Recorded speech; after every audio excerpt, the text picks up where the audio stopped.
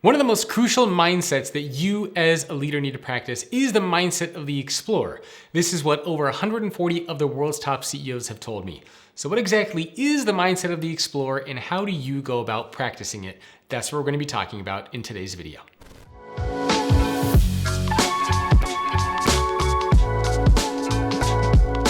One of my favorite stories comes from Sir Ernest Henry Shackleton, who some people may be familiar with, but actually a lot of people have never heard of him.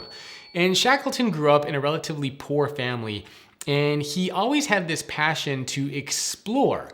He was a voracious reader. He was constantly consuming books and learning about new things and people. But as I mentioned, he grew up poor. They didn't have a lot of money, so he didn't have the opportunity to travel.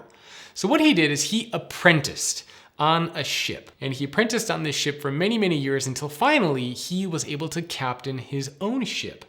And to captain his own ship, he wanted to explore the Arctic region. And so he took an ad out in a newspaper. 12 men applied for this journey and their expedition began.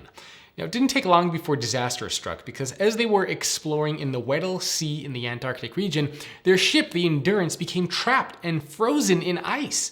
And it remained like that for 6 months. And finally, they were able to get all their lifeboats, all their supplies off of this ship because it was just about to sink. And they lived on a giant ice floe. And an ice floe is basically a large floating piece of ice. And they lived on this ice floe for another few months until finally this ice floe started to creak and crack and melt. And everybody turns to Shackleton and they say, "What are we going to do?" And Shackleton says, "We need to sail to Elephant Island." And so for 2 weeks, they battle high winds and high seas. They're starving, they're freezing.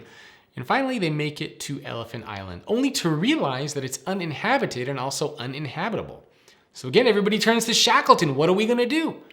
And Shackleton says, okay, most of you stay here. Me and 2 others, we're going to sail to South Georgia Island because there's a whaling station there, and we're going to go get help. So they sail again for several days to South Georgia Island. By the time they get there, they're freezing, they're starving.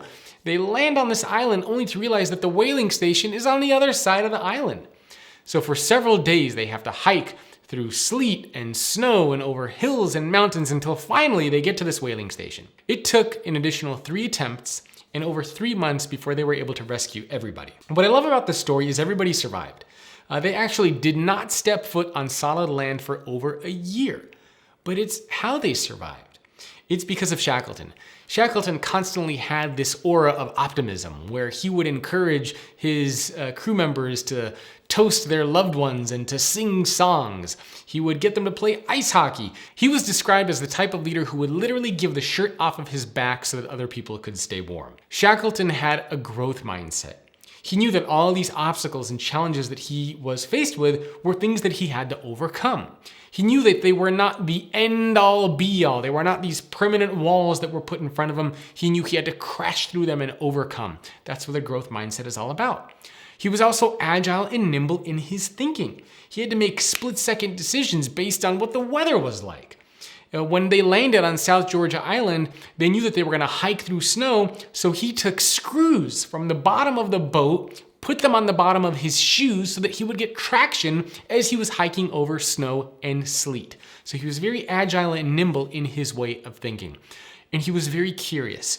Even at a young age, he was reading a lot of books. He surrounded himself his crew members, he surrounded himself by people who were not like him. They came from different backgrounds. They had different experiences. They had different strengths. He surrounded himself by other explorers, by botanists, by astronomers, by people who can help him on his expedition and supplant in the areas where he was not strong. So this is what the explorer mindset is all about. Having a growth mindset. Being agile and nimble, being curious. These are all crucial elements, and of course, surrounding yourself by people who are not like you. This is an important mindset to have because we're living and leading in a world that is changing so quickly. And you need to have that mindset of the explorer because oftentimes you're going to be faced with new situations and new scenarios. There is no blueprint, there is no template for a lot of what we are going through and will continue to go through in the future. So embrace the mindset of the explorer, and I promise it'll help make you a more successful leader. Hope you enjoyed this video. Please remember to subscribe to this YouTube channel for more content just like this, along with interviews with some of the world's top CEOs, business leaders, and authors. I'll see you next time.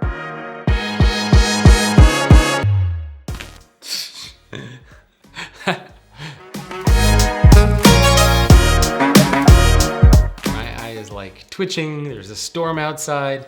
Fun times.